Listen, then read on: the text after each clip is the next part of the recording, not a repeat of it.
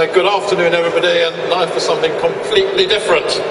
I'm going to talk about the here and now, about the building industry, and about building homes. Because politics, indeed, as Tasman says, is about people. And where does that begin? It begins in the home. The Homes and Communities Agency, which I'm chairman, is funded by you, by us. It's funded by the taxpayers, and we procure all social housing and regeneration in England. This year's budget is about £7 billion.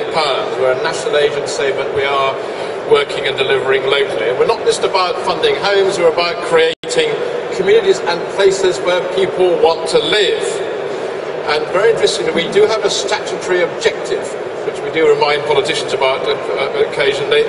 It includes, and it says, to contribute to the achievement of sustainable development and good design in England. It is part of our task. I personally also subscribe to the Adair Turner challenge that the public sector should be the showcase of best practices using public money, and therefore I think we have that responsibility, indeed obligation. As some of you know, we inherited standards applied to houses and places that are built either on our land and or with our money. We inherited those standards both from English Partnerships and the Housing Corporation, and very shortly we will be out for consultation on new environmental and space standards going forward. And I hope you will see that this will show the HCA is taking a total approach to the quality of new housing with a particular emphasis on energy and carbon. Now, you all know it's stated government policy that all new homes are to be zero carbon by 2016. I would remind you we're already at 2010. The years tick by.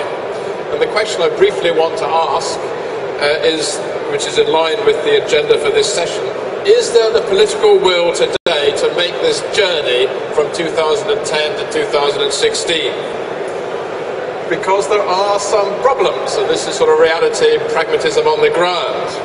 There are two particular problems that policymakers are wrestling with. The first, of course, is the recession. Though looking out there, one wonders the degree of recession in the building trade, but it is true, of course.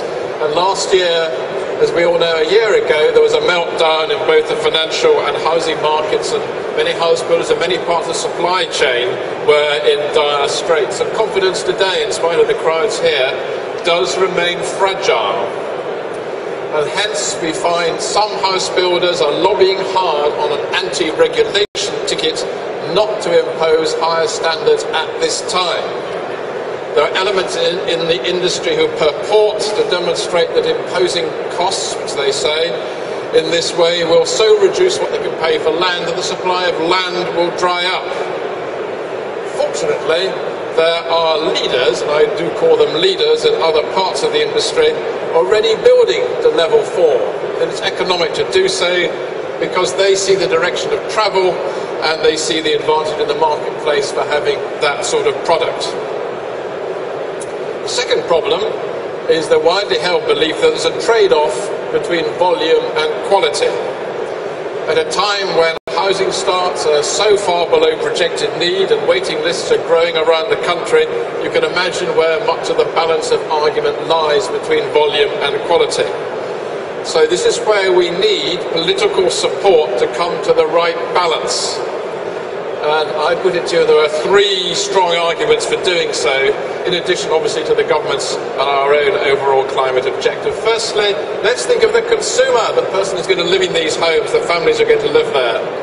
A low carbon home will have a lower energy and water bills, be a nicer home in which to live, be more natural light, better transport links and so on. It's better for the consumer.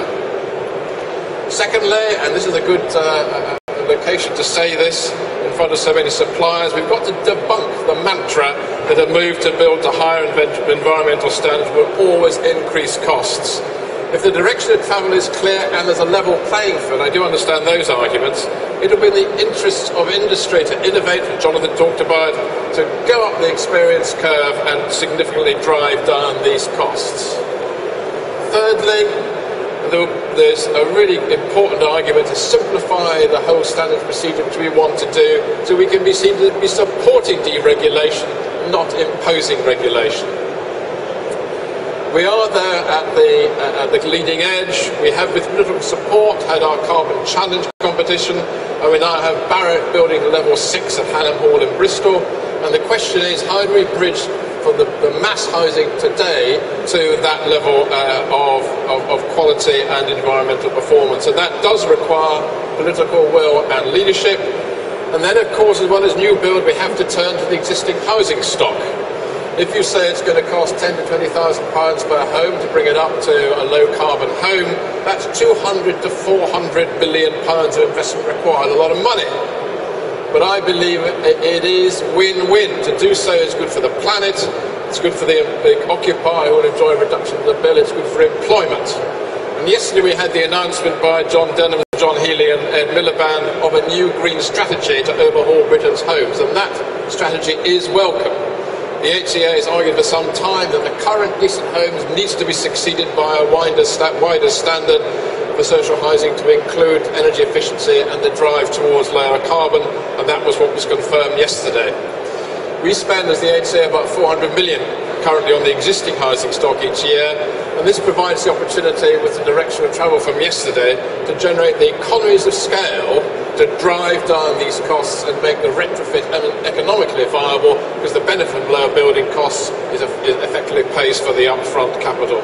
So I suggest to you that in spite of these difficulties and trade-offs I've talked about, yesterday's announcement is evidence of some political will to address a major source of carbon emissions, which is the existing housing stock.